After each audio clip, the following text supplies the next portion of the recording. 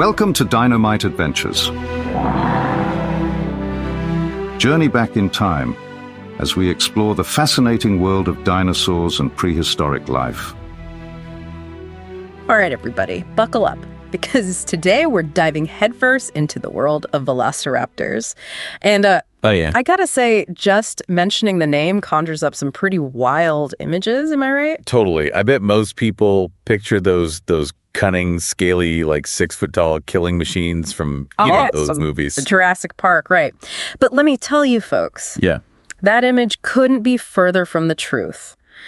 Our mission today is to peel back the Hollywood special effects and unearth the real story of the Velociraptor. Oh, absolutely. Get ready for some serious myth busting. Using some incredible fossil evidence and the latest paleontological research. Sure, it'd be fun. So let's start with the most obvious elephant in the room, shall we say. Okay. Size. Forget those towering behemoths from the big screen. A real-life Velociraptor was actually much closer in size to, get this, a turkey. You know, the kind you might even see strutting around your backyard. Not so scary now, huh? Yeah, picture this. Thanksgiving dinner, and you've got this feisty little dinosaur trying to make off with a drumstick. Yeah. That's more the Velociraptor we're talking about. Yeah. And those Jurassic Park raptors. Right.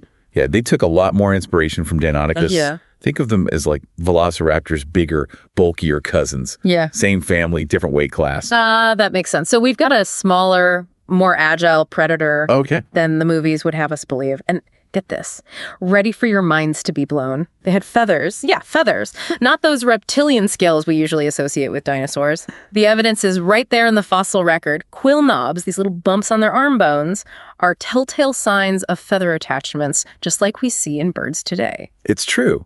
And that's a huge clue when we're tracing the evolutionary lineage between dinosaurs and our modern-day feathered friends. It paints a pretty amazing picture, don't you think? It's mind-blowing. So these weren't just small dinosaurs. They were basically prehistoric birds. In a way, yeah. Feathered, fast, and ready for whatever came their way. Speaking of fast, the name Velociraptor actually means swift Caesar, and boy, were they ever. We're talking speeds up to 40 kilometers an hour. That's cheetah territory. And they didn't evolve those razor-sharp claws on their hands and feet for nothing. Imagine those things sprinting at you full speed. It would be terrifying. And we can't forget that giant sickle-shaped claw on each toe, perfectly designed for slashing. All those weapons combined with that speed, it's a recipe for a seriously effective predator. Okay, so we've got a picture of this incredibly fast, agile predator, but how did it actually hunt? Was it alone or in packs like in the movies? Well, we don't have definitive proof of pack hunting like in the movies, but we do know they had incredible senses. Their eyesight was probably super sharp, and their sense of smell, phenomenal. They likely used these keen senses to track prey, maybe lying in wait, ambushing their victims, using that burst of speed for the element of surprise.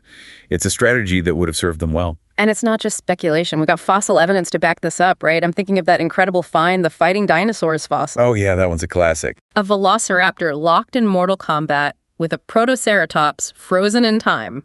That fossil is like a snapshot of prehistory. And it's not just a cool visual. It tells us so much about how Velociraptors actually used their weaponry.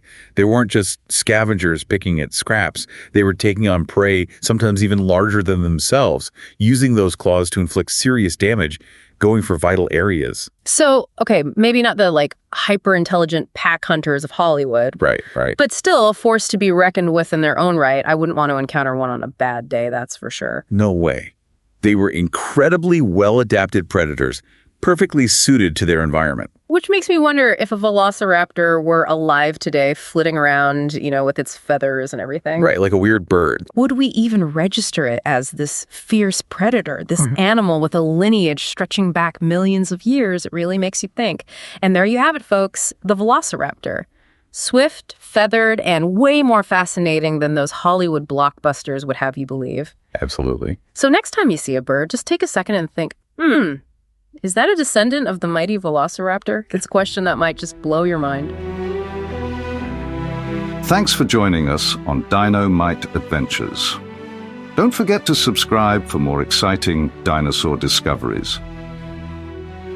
Dino-Mite Adventures is produced by the Dino-Mite team.